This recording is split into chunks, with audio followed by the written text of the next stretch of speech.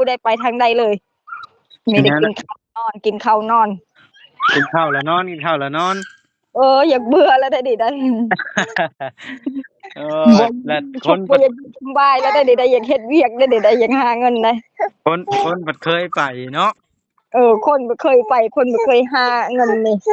ก็บ่ให้กินนอนอยู่มันก็บ่ได้ล่ะ มันสำบายเกินบ่สบายเกินนี่ล่ะ ดีแล้ว ยังบ่นอนได้อายหลายคนบ่อันอยู่ตอนนี้10คนพุ่นเปิดกล้องเบิ่งได้บ่สิเบิ่งนำนี่หลายคน คุณนะเชลเออว่าแต่อยู่ซื่อๆบ่ได้เฮ็ดเวียกหยังพากันอยู่กินนอนกินเนาะ เออกินนอนอยู่ตอนแลงใกล้สิค่ำเลยเนาะนี่น้องพัดนี่ใช่นี่อ๋อ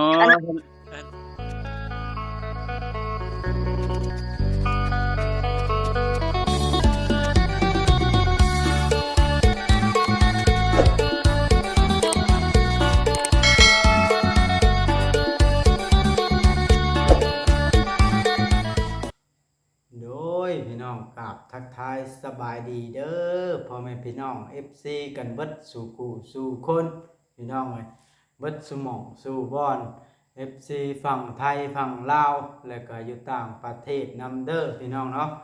ก็ยินดีต้อนรับกันเบิดสู่คนเบิดสู่หม่องสู่บ่อนหั่นละเนาะก็คนอื่นก็ขอกำลังใจจาก FC นะพี่น้องเอ้ยฝากเบิ่งคลิปเบิ่งโฆษณาให้หน่อยเด้อพี่น้องเพราะเราช่วยบ่าวบอสแล้วก็พอให้บ่าวบอสมีรายได้เล็กๆน้อยๆเนาะพี่น้องก็ยอดวิวบ่ได้มีผมคือผู้อื่นพี่น้องเอ้ยก็คือ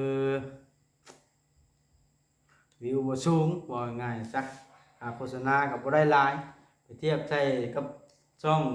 อื่นโอ้เบิ่งคลิปลุงเฮิมลาวว่ารายได้เราได้น้อยแล้วอะเราเบิ่งโหคลิปเราหลักหมื่นคลิปเฮาหลักร้อยก็บ่ได้หลักพันหลักพันว่าง่ายๆซะมันก็เนี่ยคือเอาบาดนี้เฮาสิได้น้อยซำใดพี่น้องเอ้ยและฝากพี่น้อง FC กดแชร์ให้แน่พี่น้องเอ้ยช่วยบ่วัดเลี้ยงลูกเลี้ยงเต้าแน่ว่าง่ายๆซะโอเคพี่น้องคลิปนี้ก็บ่วัดสิบ่ขอเว้าหลายใจห่างเนาะก็คือสิมาแจ้งเรื่องสาวรจนาเนาะพี่น้องชีวิตของเพิ่นตอนนี้ก็ถือว่าไปได้ดีพี่น้องเอ้ยลูกเต้าก็ได้ชุดใหม่ได้ยังครบถ้วนเพราะว่าเพิ่นโทรมาเล่นนำบ่บอสเพิ่นดีใจละเพิ่นก็แบบเว้าบ่ถึกว่าง่ายๆซะเพิ่นว่าโอ้อยากเฮ็ดเวียกเด้เพิ่นว่านะพี่น้องเพราะว่าได้โทรได้คุยกับเพิ่นแล้วผมแรงนี้แต่ว่าบ่บอสก็มาแจ้งให้ FC ผู้ที่เป็นห่วงสาวรจนาเนาะผู้ที่ FC ของสาวรจนาล่ะเนาะเพราะว่าเป็นหยังสาวรจนาเลือกที่จะติดต่อกับบ่าวบอสเพราะว่าบ่าวบอสเคยช่วยเหลือเพิ่นเนาะหรือว่าเพิ่นก็บ่ลืมบุญคุณเฮาหั่นน่ะว่าง่ายๆขออนุญาตนำเนาะเฮาเคยซื้อข้าวซื้อน้ำเอาเงินเอาคำให้หรือว่าในเวลาตอนที่เพิ่นตกทุกข์ได้ยากผัวตบผัวตีตอนนั้นเฮาก็แล่นไปช่วยเพิ่นหาพาให้เพิ่นได้ลบภัยเพิ่นก็เลยคิดเห็นเพิ่นก็เลยว่าง่ายๆซะหักแพงกันว่าง่ายๆซะเพิ่นเป็นพี่เป็นน้องกันเนาะนี่ล่ะบอกว่าเสียนเว้าเสียนเอาคลิปเสียงตอนที่คุยกับสาวรจนาให้ฟังเลยว่าตอนนี้สาวรจนานะไปฮอดชัยอยู่ขั้นใดแล้วตอนนี้เนาะพี่น้องเพื่อยังเพื่อให้ FC ผู้ที่เป็นห่วงสาวรจนาแล้วได้สบายใจว่าโล่งแล้วสาวรจนาไปฮอดชัยแล้วนะพี่น้องเนาะเฮาก็ได้เพราะว่าผู้ที่ติดตามก็ติดตามอยู่ได้พี่น้องติดตามรอเบิ่งสาวรจนาตอนนี้ก็เวลาโอ้เลิกเติบเราได้อยู่บ้านเฮาก็ได้เนาะเป็นระดับ3 ทุ่มแหละพี่น้อง ลูกเต้าก็เข้านอนเบิดแล้วนะบ่วัดก็เลยออกมาแจ้ง FC ข่าวมื้ออื่นจังสิแจ้งแบบว่ามันหลายเวียกนะพี่น้องเนาะเอาโอเคพี่น้องไปเบิ่งไปชมไปพังนํกันเลยว่าสิเป็นจังไดไปพังนํกันนะพี่น้องอ่ะ ฮัลโหลเป็นอะไรอ้าย เป็นไง บอกว่างบ่ได้โทรหาเจ้าบ่ โอ้เพิ่นคอยบอกเพิ่นอยู่ เออ คอยบอกว่าคันรจนาติดต่อมาสิโทรบอกดอกว่า โดย เป็น กิ ไง นยัง ฮะ กินยังมื้อนี้อ้ายเอ้ย กินกับข้าวนะบ่ โดย โอ้ยขัวจิรอเมียไปขุดจิรอ เออ เป็น อาป อะไร กินข้าวผัดมื้อนี้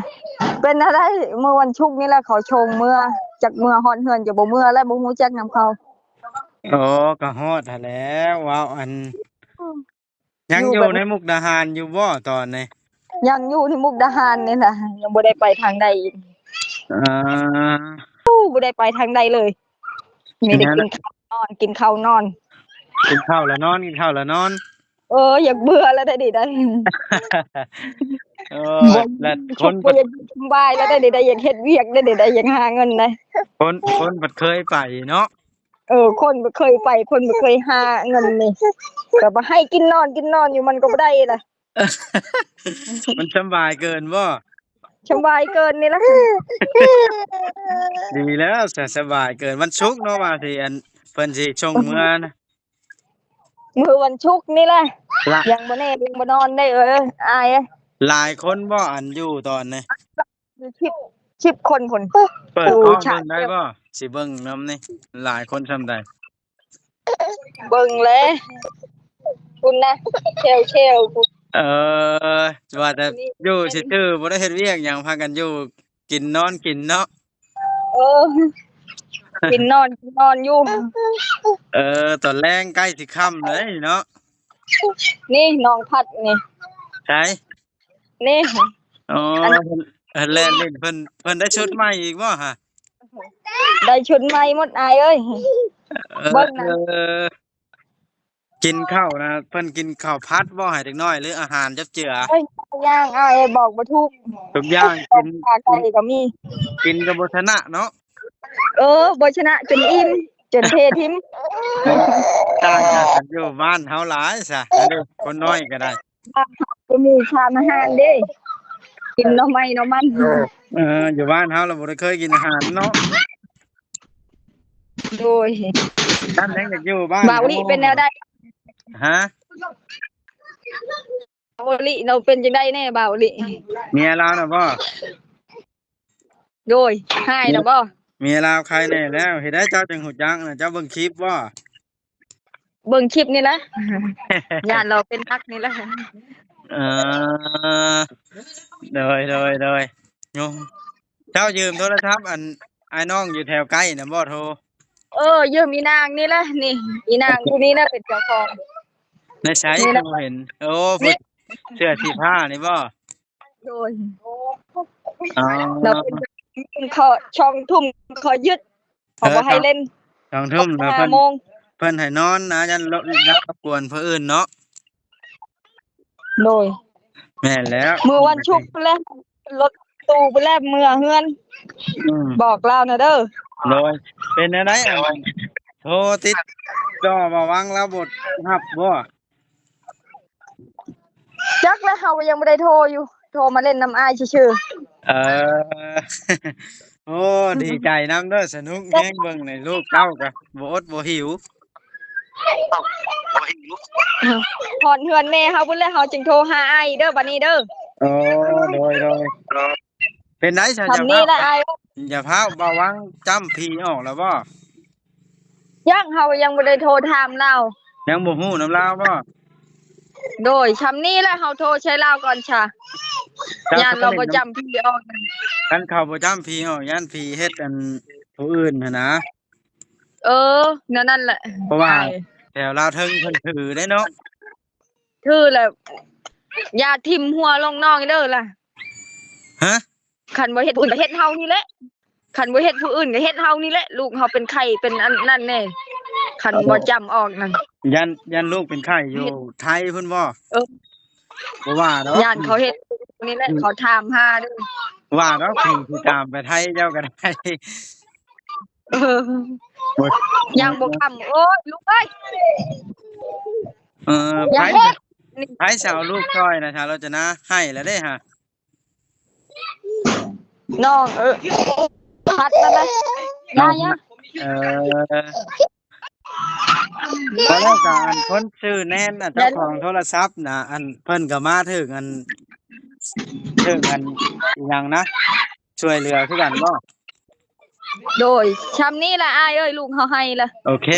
จะโชคดีเด้อ มีทางมาเด้ออายเด้อ โชคดียินดีนำบ่อดบ่หิวแล้ว ยังได้แน่พี่น้องได้พังได้ยินเสียงรจนาเล่าให้ฟังแล้วก็คือสิหายห่วงเติบเนาะพี่น้องมีแต่ว่าเฮาก็สิได้โทรหาทางบ่วังซะก่อนพี่น้องเอ้ยเพื่อบอกเพิ่นว่าผัวเพิ่นน่ะกินอันเมียเพิ่นน่ะกินดีอยู่ดีอยู่พี่น้องเอ้ยบ่ต้องห่วงเพิ่นสิเป็นจังไดนะเนาะเพิ่นคุยกันหรือบ่กับเมียเพิ่นก็บ่ฮู้นะเฮาต้องโทรเบิ่งก่อนเนาะเพิ่นนอนแล้วบ่หรือว่าจังใดอันนั้นก็ได้เนาะ FC ก็คือสิอันนั้นแล้วล่ะพี่น้องเอ้ยคือสิหายห่วงเติบแล้วล่ะได้ยินแบบนี้แล้วบ่บดก็เป็นรู้สึกแบบดีใจหลายที่ช่วยเพิ่นได้เนาะก็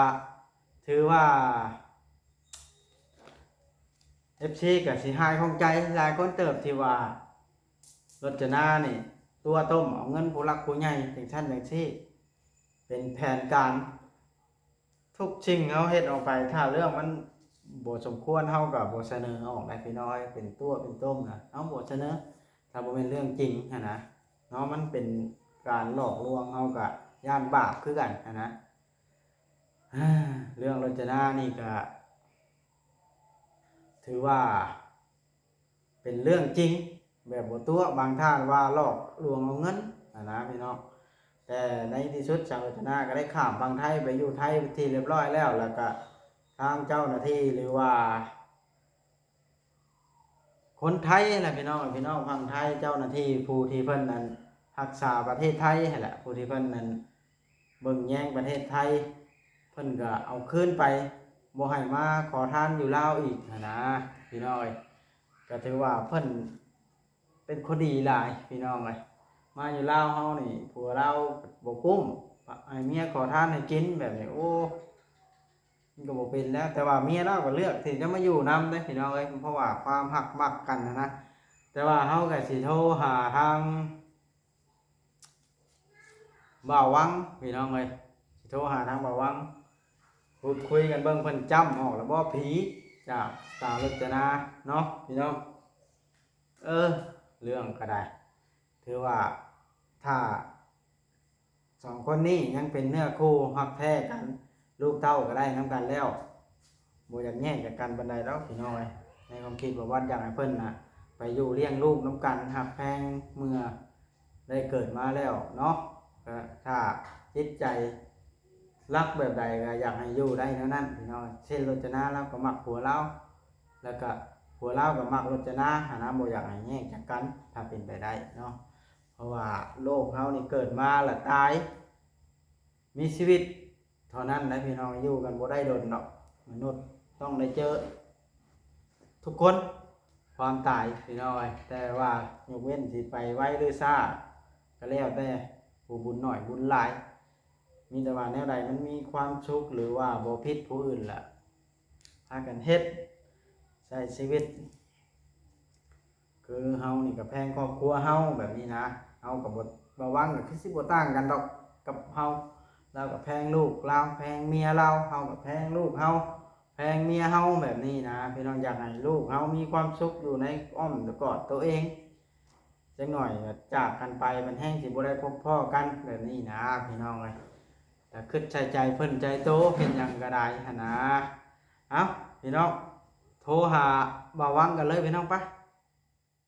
นี่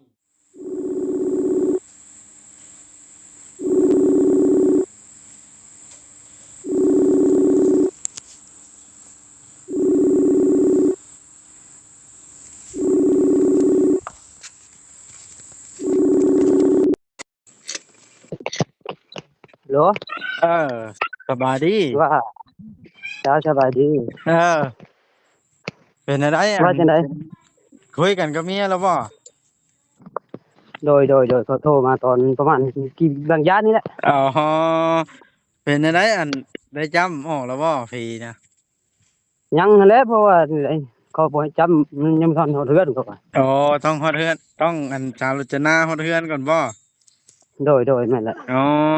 เป็นเป็นจังได๋ได้คุยกับเมียแล้วฮู้ข่าวว่าเมียน่ะอันกินดีอยู่ดีแล้วหายาห่วงแน่แล้วบ่บ่ยาหั้นแหละยังบ่ฮอดเรือนฮอดชาติฮอดเรือนฮอดชาติบ่ใครแน่เออยังนี่บ่ให้เป็นห่วงเลยแล้วมันอยู่นานไปแบบนี้อยู่บ่ได้แล้วเจ้าแฮงอยากไปหาบ่ฮะเจ้าแฮงอยากไปหาลาวบ่ โดยแม่นแหละ แล้วอดเอาเพิ่นมื้อเฮาได้ชานแล้วบัตรเฮาก็ยังบ่เบิดแล้วเฮากะจังไปเนาะเนาะโดยอ๋อเดี๋ยวนี้อันอยู่เฮือนบ่เดี๋ยวนี้คอยอยู่หน้าพี่นอนหน้านอนเรือนแล้ว ไปไปอยู่นะผู้เดียวเฮ็ดได้จังมีแบตโทรศัพท์น่ะสากไว้โอ้ซากเต็มแล้วออกนาแบบนี้บ่โดยอ๋อคันสมมุติว่าอันเมียมื้อฮอดเฮือนแล้วสิตามลงไปเลยบ่หรือว่าพังเบิ่งก่อนเพราะว่าเฮาเทือนแล้วก็พังเบิ่งก่อนเฮาก็โอ้โอ้พังเบิ่งทางมันแบบใดเป็นแบบใดอะนะโอ้ก็ขึ้นไปเรื่อยๆวะเจ้าอัน ว่าย่านอันญาติเพิ่นให้ยิงถิ่มอย่างชั้นอย่างซี่น่ะโอ้เพิ่นบ่เฮ็ดดอกบ้านเมืองอยู่ไทยแฮ่งมีกฎหมายแล้วเว้า ก็ฮู้อยู่เพราะว่าเขาเว้านี่ได้อยู่บ้านน่ะเฮายังฮู้ถ้าแม่เฒ่าบอกว่าลงมาลูกเอ้ยลงมาเฮ็ดที่เฮ็ดของให้มันแล้วซะบ่ได้หลายก็ขอสิซะ500ก็มาเฮ็ดให้มันแล้วเฮาก็ลงไปเอ่อลงไปก็เดี๋ยวเฮาก็สิถามเบิ่งในบ้านเฮาสิถามเจ้าหน้าที่เพิ่นเขาลงไปได้บ่ก็สิบ่เป็นหยังบ่ปลอดภัยบ่เนาะถามเบิ่งนะ เพิ่นว่าโอ๊ยสิบ่เป็นหยังดอกไอ้น้องเอ้ยไปได้เฮาก็ไปหาเงินหาค่ำบ่แม่นเฮาไปวุ่นไปวายเขาเฮาก็บ่แม่นไปวุ่นไปวายดอกเฮาก็ไปหาเงินหาทองนั่นแหละว่าพาลูกพาเมียให้ได้หั้นแหละเฮาว่าเฮ็ดจั่งใดเพิ่นว่าไปได้เลยเฮาก็ลงไปเพิ่นให้ไปนะอ่าเพิ่นว่าเอ้ยไปบ่ได้แล้วลูกเอ้ยเฮ็ดจั่งใดก็ไปบ่ได้ก็เฮาก็บ่ไปเพิ่โดนว่ายโอ้เอาคันว่าได้คุยแล้วก็โอเคเด้อข่อยว่าสิโทรเล่าเจ้าว่าเมียเจ้าน่ะอยู่ดีมีแฮงอยู่ยานเจ้าเป็นห่วงหั่นนะโอ้ยจะอยู่บ่ได้แล้วเฮาว่าเฮิงแท้เฮาว่าคืนเฮิงชงแท้เฮาว่าโอ้ยเฮาว่า เพิ่งว่า จนอยู่บ่ได้แล้วเฮ็ดกังวลกังวายนี่ฮะเอออ๋อมันอยู่ฝั่งพุ่นเพิ่นอยู่ฝั่งใดเดี๋ยวนี้ค่อยบ่ ลาวหั่นนะ ลาวน่ะอยู่มุกดาหารอันเมียเจ้าค่ะอยู่ฝั่งไทยพุอยู่ฝั่งไทยพุ่นแหละ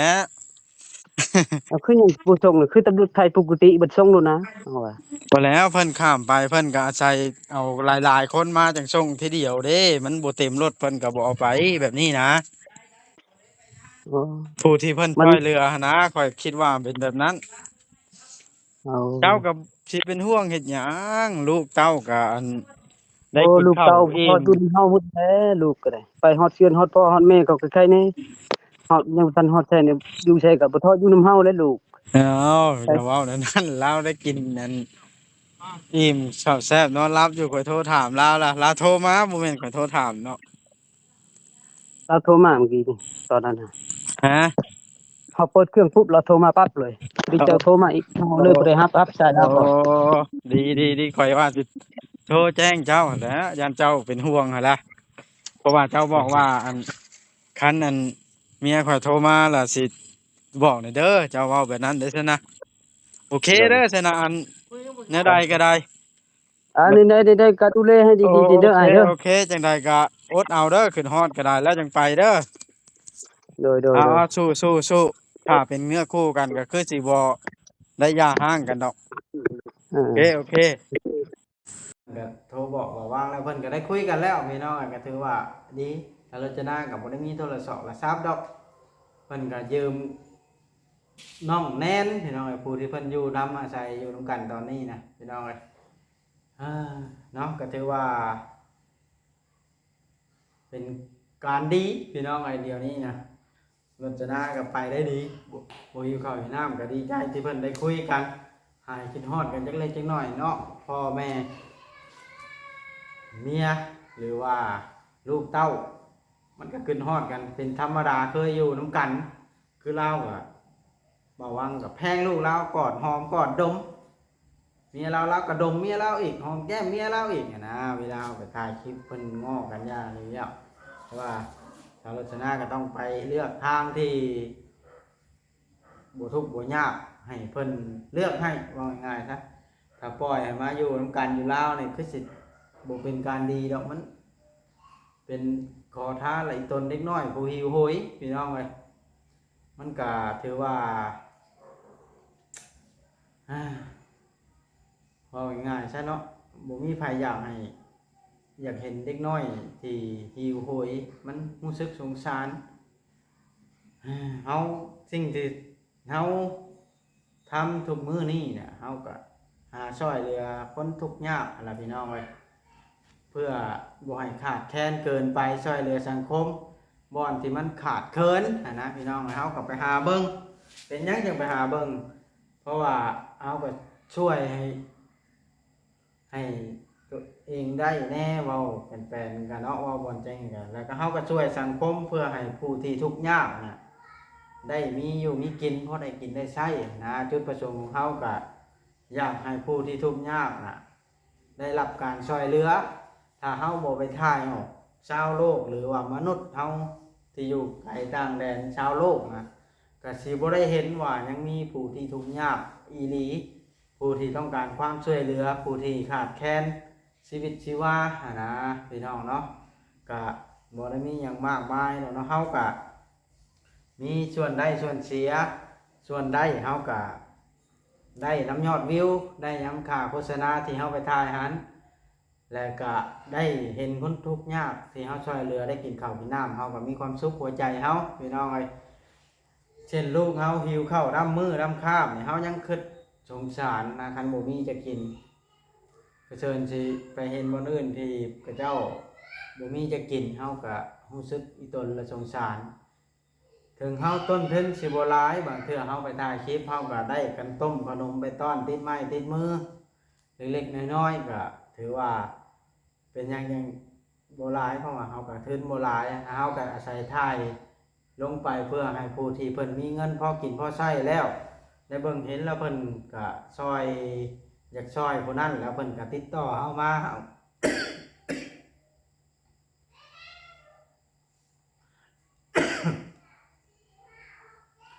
แล้วเฮาก็เป็นสะพานบุญให้เพิ่นพี่น้องเอ้ย